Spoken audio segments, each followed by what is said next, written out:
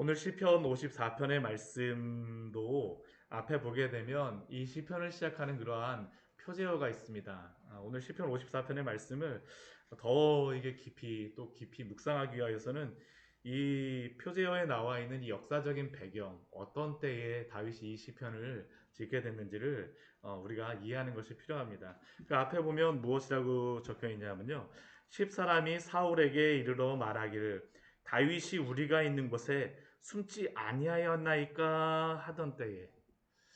그러니까 지금 이게 10사람들이 다윗에게 가가고 지금 우리 쪽 이 10광야 쪽에 다윗이 숨었습니다라는 것을 알렸을 때에 지금 이 시편을 다윗이 지은 것입니다.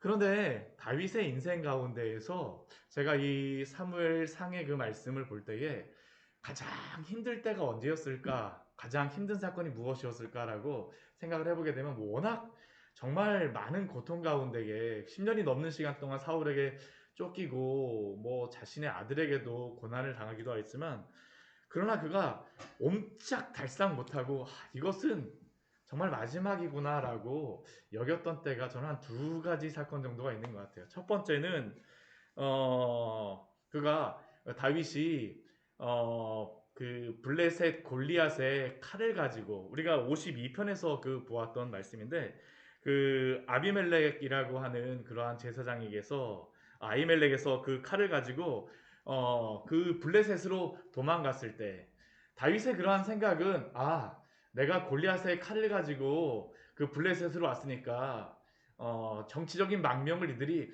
받아주겠다라고 생각했는데 막상 가니까 그렇지 않죠. 그 가자마자 그 다윗이 들었던 그러한 노래가 사울이 죽인 자는 천천히요 다윗이 죽인 자는 만만이라. 그 소리 딱 듣자마자 머리가 쭉 펴타는 겁니다. 여기는 내가 오지 말았어야 되는 건데 여기서는 죽은 목숨이구나. 그 상황에서 이제 다윗이 겨우 그것을 그 모면하였던 것은 정말 미친 채 하였다는 거죠. 그 수염에 침을 흘리면서 겨우 빠져나왔던 그러한 상황.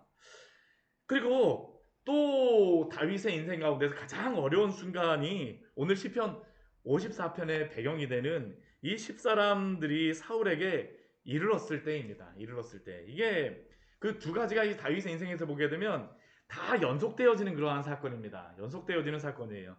이 10사람들이 다윗을 그 사울에게 다윗이 여기 있다라고 알려주는 게 왜 이게 위협이 될 수밖에 없냐 하면 다윗이 그 몇 년 동안 그 사울에게 붙잡히지 않았던 중요한 이유가 있습니다. 정보력의 싸움이었어요. 정보력의 싸움.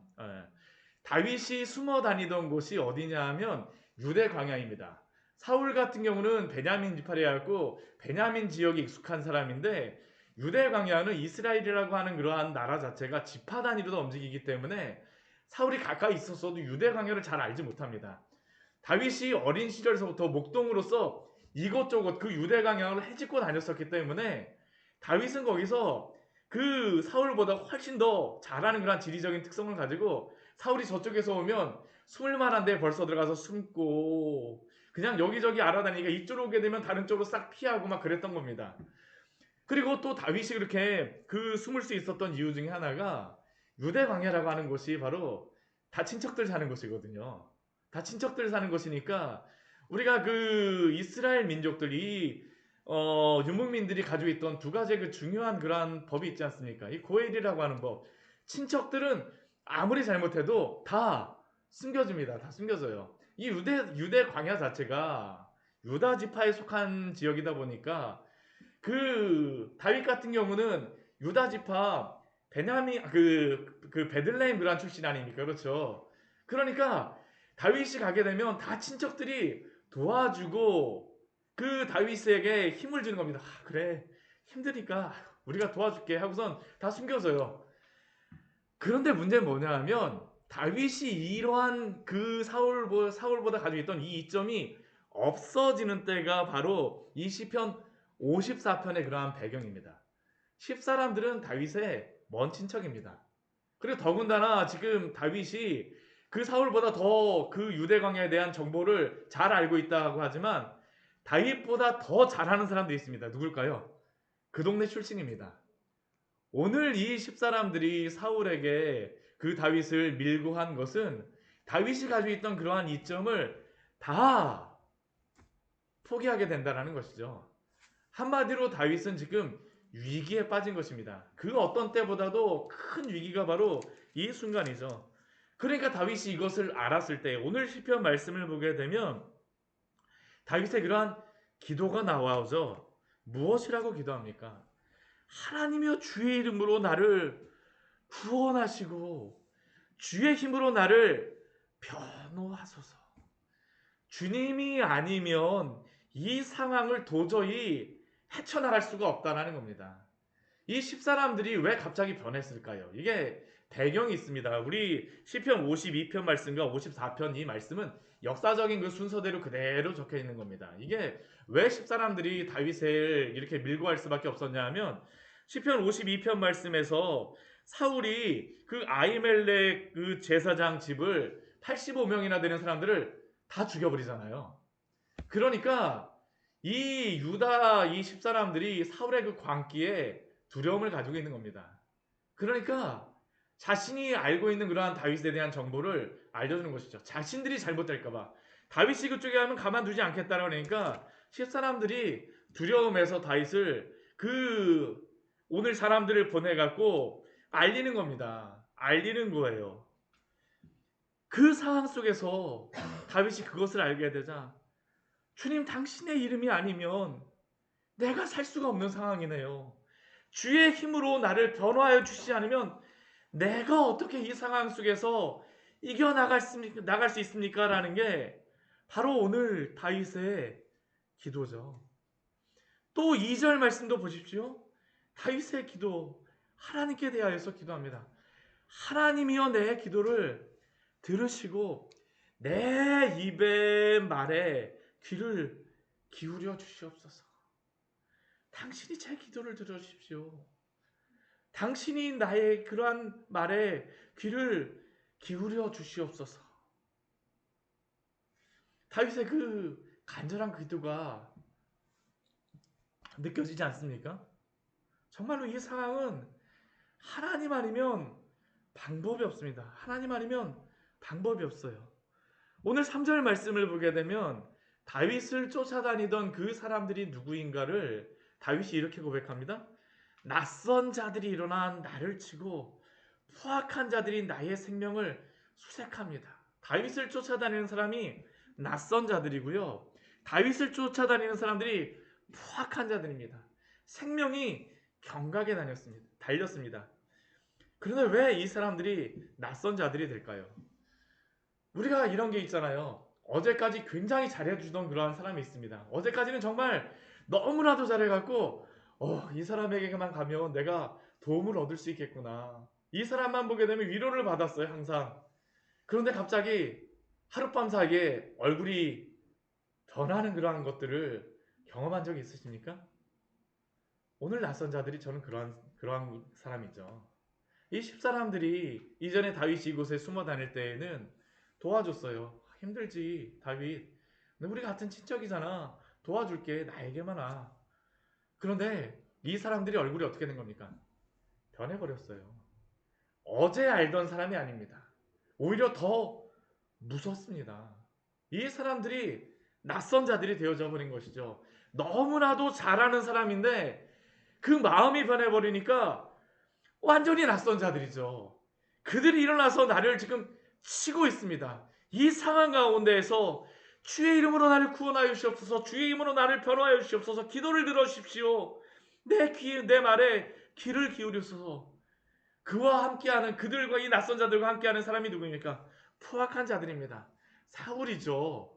제사장 85명을 죽였다라는 게 이게 이스라엘에서는 도저히 있을 수가 없는 그러한 일 아닙니까?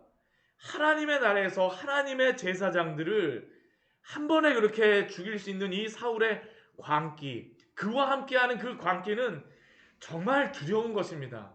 누가 이러한 사람들이 내 뒤를 따라온다라고 생각을 해보십시오. 밤에 잠이 올까요? 전 정말 이게 쉽지 않은 그러한 부분이라고 생각합니다. 이 사람들이 생명을 수색한다라고 생각을 해보십시오. 어떻게 할까요?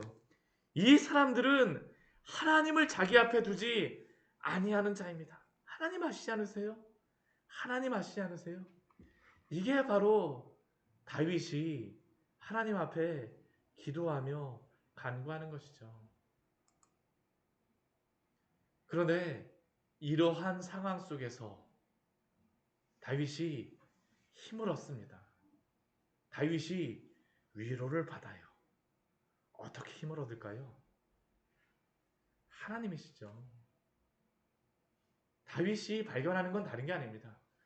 세상의 사람들은 나를 버리고 아침에 보았던 사람이 저녁에 변하여 버렸지만 하나님은 변하시지 않는다라는 것을 다윗은 새로이 발견하는 게 아니라 다윗의 마음속에서 하나님께서 힘주시는 겁니다.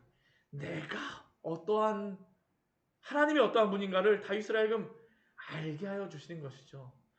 성도가 바로 위로를 받는 것이 바로 이것 아닙니까? 하나님이 어떠한 분인가를 알 때.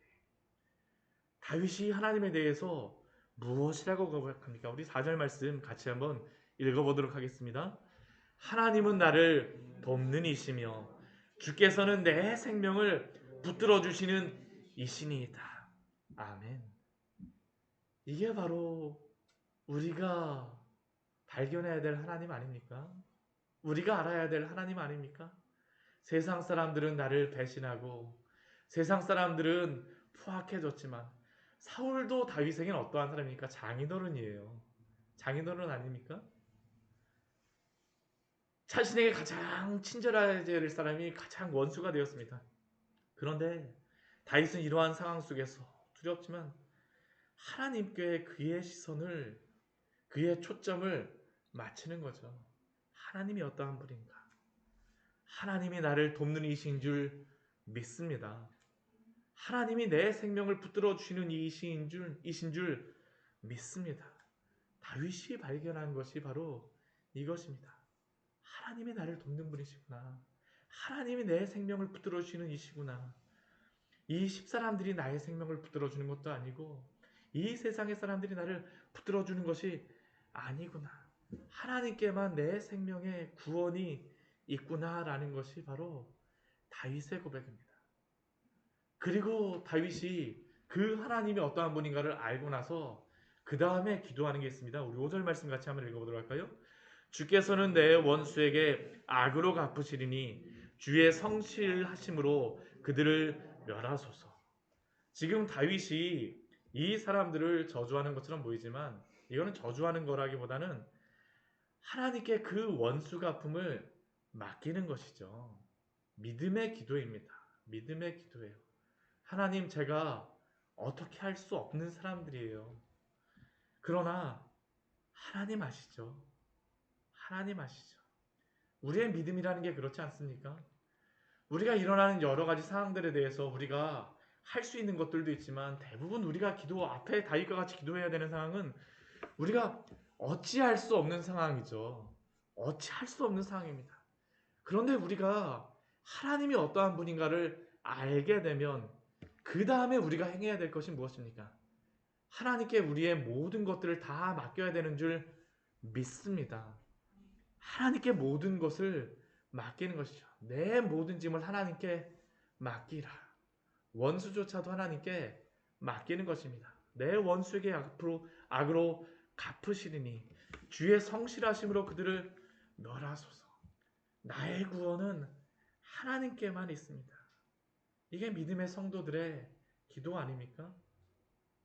그 다음에 이제 다윗의 그러한 기도가 무엇일까요? 찬양으로 나아갑니다. 하나님께 맡겼기 때문이에요. 우리가 하나님 앞에서 담대할 수 있고 우리가 하나님 앞에서 평안할 수 있는 이유는 하나님께 이 모든 상황을 맡겼을 때에 평안을 누릴 수 있는 것이죠. 오늘 다윗의 6절과 7절의 고백을 보십시오. 내가 낙헌제로 주께 제사하리이다.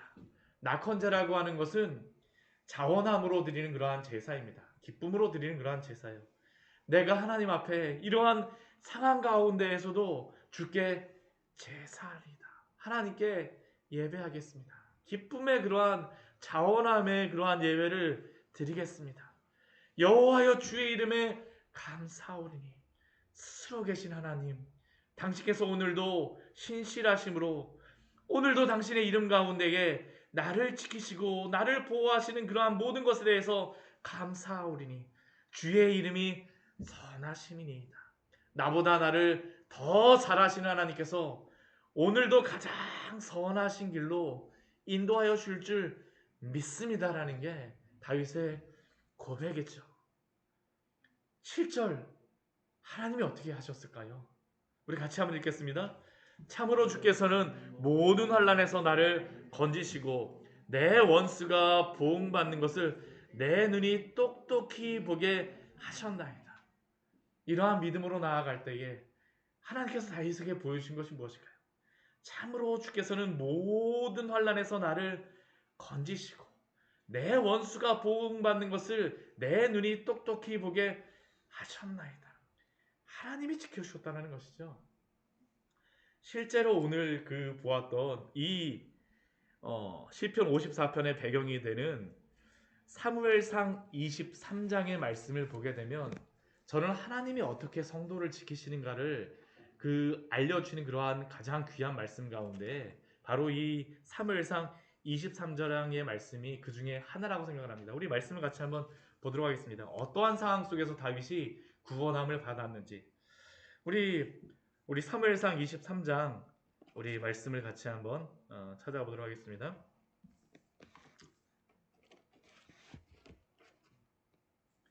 사무엘상 23장 우리 14절과 15절 말씀에 우리 14절과 15절 말씀 같이 한번 보도록 할게요. 사무엘상 23장 14절과 15절입니다. 같이 읽겠습니다. 다윗이 광야에 요새에도 있었고 또 십광야 산골에도 머물렀으므로 사울이 매일 찾되 하나님이 그를 그의 손에 넘기지 아니하시니라. 다윗이 사울이 자기의 생명을 빼앗으려고 나온 것을 보았으므로 그가 십광야 수풀에 있었더니 얼마 전까지만 해도 사울이 매일 찾지만 하나님이 그를 그의 손에 넘기지 아니하셨습니다. 하나님께서 지켜주신 것이죠. 사무엘상 23장입니다.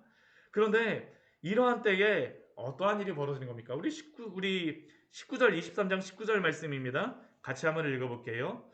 그때 십사람들이 기브아에 이르러 사울에게 나와 이르되 다윗이 우리와 함께 광야 남쪽 하길라 산 숲을 요새에 숨지 아니하였나이까. 이게 바로 오늘 시편 그대로의 그러한 배경이죠. 전령을 보낸 것입니다. 전령을 보내갖고 다윗이 이곳에 숨었어요. 이렇게 되고 나니까 다윗이 이전에 사울이 아무리 쫓아다녔어도 찾지 못하였던 것이 이제는 무조건 찾게 되어 있습니다. 다윗이 이길 수가 없어요. 근데 이러한 상황 속에서 하나님께서 하시는 일이 무엇일까요? 정말 위기 가운데 들어갑니다. 정말 위기 가운데 들어가요. 우리 다윗이 사울이 쫓아온다는 그러한 이야기를 듣자 도망을 갑니다. 우리 24절 이후서부터 우리 26절까지 말씀을 같이 한번 읽어보도록 하겠습니다. 23장 24절부터 26절까지입니다. 그들이 일어나 사울보다 먼저 시브로 가니라. 다윗과 그의 사람들이 광야 남쪽 마온 광야 아라바에 있더니 사울과 그의 사람들이 찾으러 온 것을 어떤 사람이 다윗에게 아뢰매. 이에 다윗이 바위로 내려가 마온 황무지에 있더니 사울이 듣고 마온 황무지로 다윗을 따라가서는 사울이 산 이쪽으로 가매 다윗과 그의 사람들은 산 저쪽으로 가며 다윗이 사울을 두려워하여 급히 피하려 하였으니 이는 사울과 그의 사람들이 다윗과 그의 사람들을 에워싸고 잡으려 함이었더라. 지금 다윗이 사울이 온다라는 이야기를 듣자 마온 황무지로 가갖고 평소에 숨던 것 같이 막 숨고 도망가려고 그러죠. 그런데 26절 말씀을 보게 되면 숨지를 못합니다. 사울이 산 이쪽으로 가매 다윗이 도망가야 되고 피해야 되는 곳을 누가 먼저 간 겁니까? 사울이 먼저 갔어요. 십사람들이 알려줬기 때문이죠. 피할 수가 없어. 지금은 도저히 피할 수가 없네요. 이거는 도간에 든 쥐고 죽을 수밖에 없습니다. 다윗은 지금 이제 에워싸워여서 이제 어떻게 할 수 없는 그러한 상황이죠. 그런데 하나님이 어떻게 하실까요? 우리 27절 말씀 같이 한번 보도록 할까요? 전령이 사울에게 와서 이르되 급히 오소서 블레셋 사람들이 땅을 침노하나이다. 세상의 10사람들은 전령을 보내서 다윗을 붙잡아 가려고 하지만 이때 하나님께서도 전령을 보내십니다. 어떠한 전령일까요?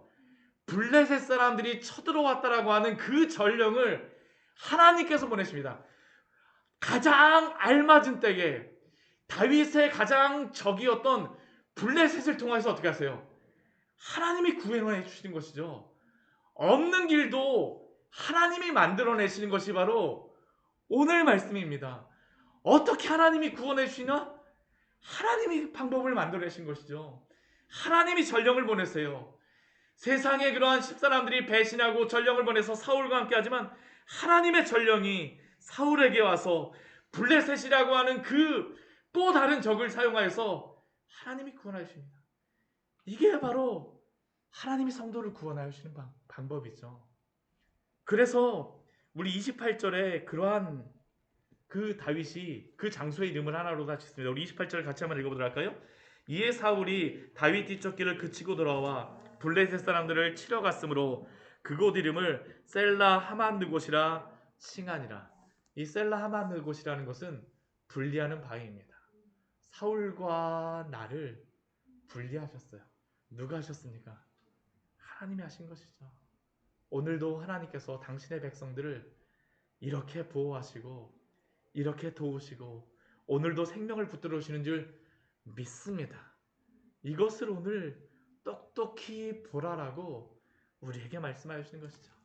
하나님의 이 구원하심 가운데에 하나님의 이 놀라운 은혜 가운데에 하나님이 피난처 되신 가운데에 평안함으로 하나님을 의지하며 기쁨으로 주 앞에 예배하시는 우리 귀한 성도님들 되시기를 축원합니다. 같이 기도하도록 하겠습니다. 하나님